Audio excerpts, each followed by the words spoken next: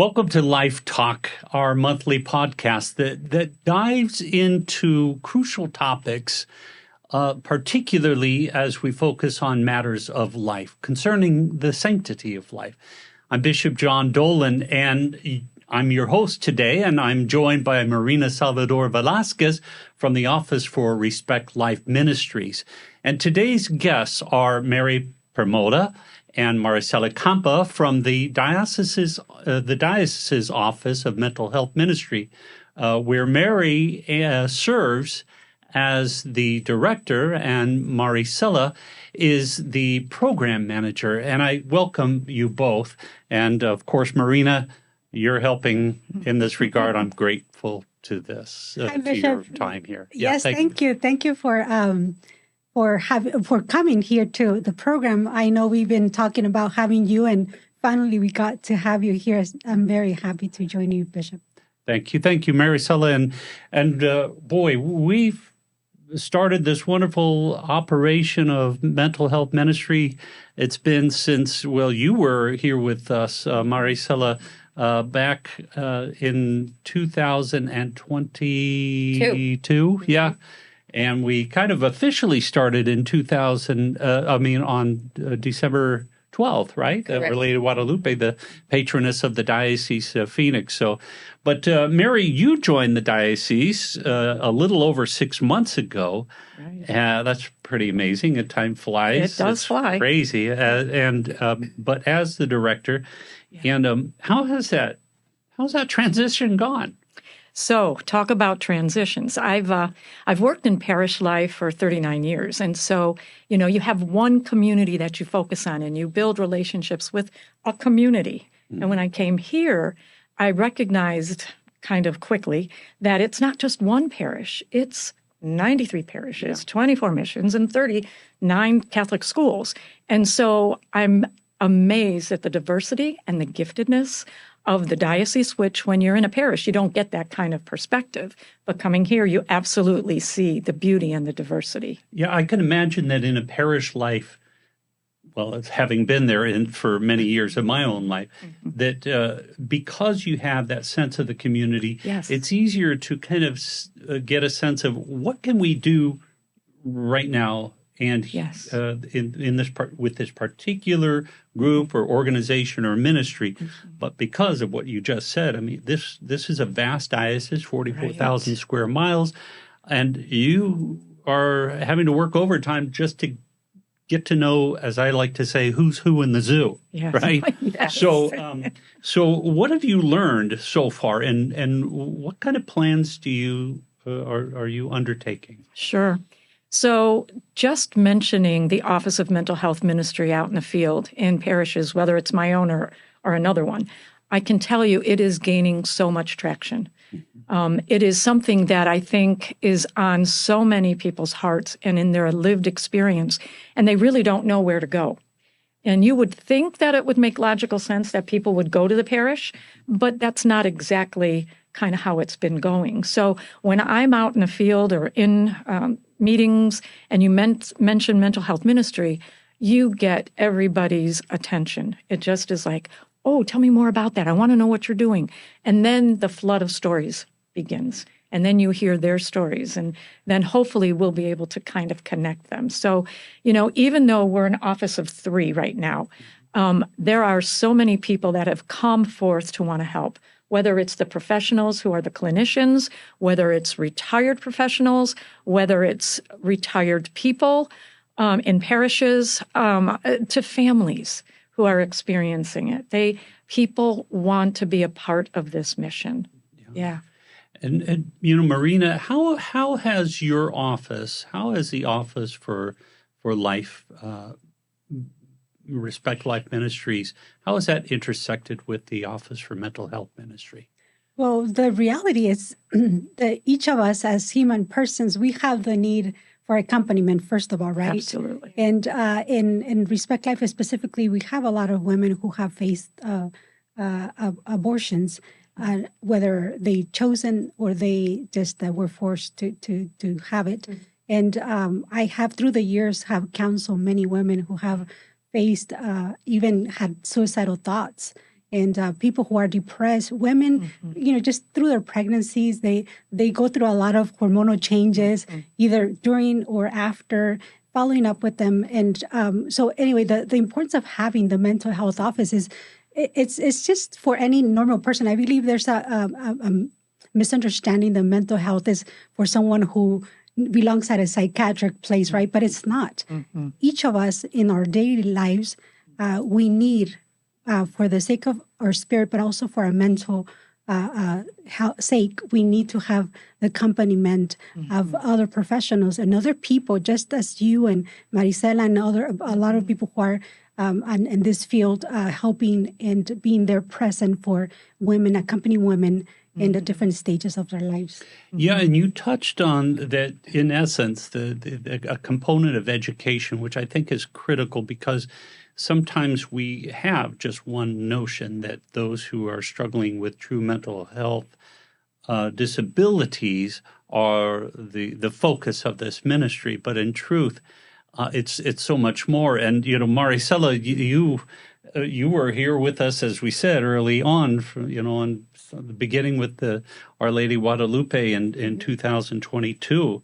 And you've done an amazing job in educating so many. I mean, I think virtually every deacon in the Diocese of Phoenix has been trained on mental health first aid, and then you've been assisting a lot of women religious and a number of priests and people of goodwill who just want to step forward and do the right thing. Tell us a little bit about the educational aspect and how broad is that? Does it focus solely on people who are struggling with mental health? Does it also focus on family members who are trying to minister to them from their own perspective and so on? Go, fire away. Well, thank you. Yes, education is certainly very important, just because that is a foundation where we should know a little bit more about the basics of mental health. What is mental health? What are mental disorders, and also mental illness? And as I'm going into parishes to bring this training, which is mental health first aid, it is, as you mentioned, Bishop, anyone, a caregiver, a licensed professional, someone who wants to participate in ministry at their own parish, as the parishes are building their mental health ministries. We're using this foundational training to talk about anything about mental health challenges, a very hard day, up until diagnoses. And certainly we touch on trauma, the impact of trauma in the lives of many. So it really is a very robust curriculum that we touch on all of that, and any one person can participate in this training. And I like the fact that you're, of course, you're perfectly bilingual, as is Marina, and that you're able to then bring this to an ever-growing Latino population here in the Diocese of Phoenix. And also I'm happy that, of course, you're on the board of the National Association for Catholic Mental Health Ministers, of which I'm sort of on the board as well. They're a chaplain, and I bless them from a distance. But I really do appreciate that you are really engaged in participating in that and taking this to a national level and now international level. That's correct. And thank you for mentioning the bilingual part of it, because this specific training is offered in Spanish. So we have that ability to come into our diocese and into our parishes and bring this education and accompaniment too. It isn't just let's sit through a training. It's having these broader and more open conversations about mental wellness and how to support one another and how to accompany one another. And also a level of advocacy with that too, so. Well, we've noticed an increase in the number of even priests who have responded to this, partly because of their own personal connection. And I was struck by way back when, I guess 2022, when we had our first suicide awareness mass. Was that 2022 or 21? No, yes, 22. Yeah, and after that, a few priests shared for the first time about suicides in their family, which was, it created such a stigma for them that they didn't have the ability to express that. And partly, in the days of old, if you did share that may have been a vocational stop. You may not have been able to enter the seminary because you would have been suspect. which is unfortunate. But I think we've grown tremendously because of that. And I would say that a number of our priests are even benefiting, and our seminary too. I'm always trying to remind people that our seminarians see a counselor every 2 weeks, not because when they fall on their face, but as a part of their general formational growth, which I think is great. Yeah, it is. But you've helped, and Mary, you've helped to make this a possibility. And so that's the hardest part, I think, for you in your office, is because everything seems to be, it just keeps, all these possibilities keep popping up, and you have to figure out how to rein it in and get to what is very practical, palatable, and right now. Mm-hmm. Well, I think the practical and palatable right now is, we are getting calls. We got a call from a parishioner on the behalf of another priest out of state that an associate died by suicide, and they had heard about you and the ministry, and so they felt comfortable enough to give us a call, and so we were able to, and I know that you spoke with them, but it's making, its way across the United States. And speaking of on the everyday level, just last week we had a woman walk in who needed our help, domestic violence victim. And so that's the day-to-day things. We've got a lot of things to do, but really the important thing is the day-to-day, what's right in front of us, and how do we walk and accompany people right now, right here. And I think the key is accompaniment, as you had mentioned, Marina, as well. Accompaniment is really pretty much the primary piece of this office for a mental health ministry. There is the educational component, there is the accompaniment component, or the advocacy component. But then the accompaniment component is really essential. And always, and we've said this from the get-go, and we say it before, during, and after every meeting that we might have, that we don't diagnose, we don't prescribe, and we don't treat.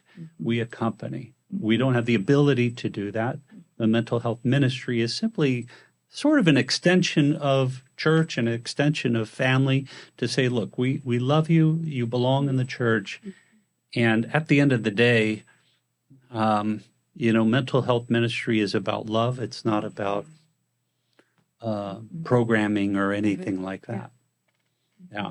Well, the importance of being present, right? Being present for the other person. And a lot of us are not, we're not raised to express our emotions, and we don't know how to deal with, as we're moving forward with our daily decision makings or our challenges, and being able to express ourselves, but most importantly, knowing that someone is showing up for us, knowing that someone is there for us, having an office that I can call and say, I have this need.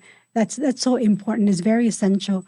I had the privilege of growing up with my brother, who's a great listener. And sometimes I would knock on his door and I say, hey, do you have time to talk? And he would just turn around, uncover his head and just start listening. And he was not talking at all, but he was just listening. And that means a lot to a person whenever they're struggling, even with basic things, right? But it's important to show up for someone. So thank you for what you do. It's an honor. Yeah, and I mentioned the mental health ministry Mass, or rather the suicide awareness Mass, and that's going to be coming up again in September, right? And which is a part of the mental health awareness. Is that what it is on September? It's National Suicide Awareness Month, yeah. But so we have a Mass for survivors of suicide loss, and it's a way also to honor with prayer those who have gone before us who died by suicide. Maybe you could say a little bit about that. I do know, just to refresh your memory, it's the third Annual Mass of Remembrance, and that'll be on September 8th at St. Simon and Jude Cathedral, and that will be at our regularly televised Mass at 9 a.m., and of course, you're all, invited to participate. But maybe you could shed some light on what does that Mass offer? Well, this Mass, as you mentioned, is to remember those that we've lost to suicide, those lives that have been lost to suicide. And because it is September is National Suicide Prevention and Awareness Month, we're able to do both. Through our faith and through our community, through the Catholic Church, to raise that awareness that we can have open conversations around suicide, and also an opportunity again to be in prayer, to come together. And that's a beautiful opportunity for accompaniment. That's really what it speaks to, right? To accompany one another and to sit next to each other on this special, as you mentioned, third Annual Mass of Remembrance. I find it very moving myself. Obviously having lost 3 siblings and a brother-in-law through suicide, it strikes me all the time. But I'm also struck by the number of people who will come in procession with a carnation or a rose. I forget if it's a carnation or a rose, but they present it to Our Lady of Guadalupe and ask Mary to pray for them and to comfort them with her prayers. And I find that very moving. And, I have to say there was a deacon who sat next to me at the Mass, and twice he said there was somebody coming down, and he didn't know that they had lost anyone through suicide, but he came to realize that only at that Mass, 2 different people, and that just shows you how important it is for us to kind of get this message out, and people then feel a level of comfort, I think, when they realize they're not alone, which I think is the biggest piece of the whole puzzle. We're not alone.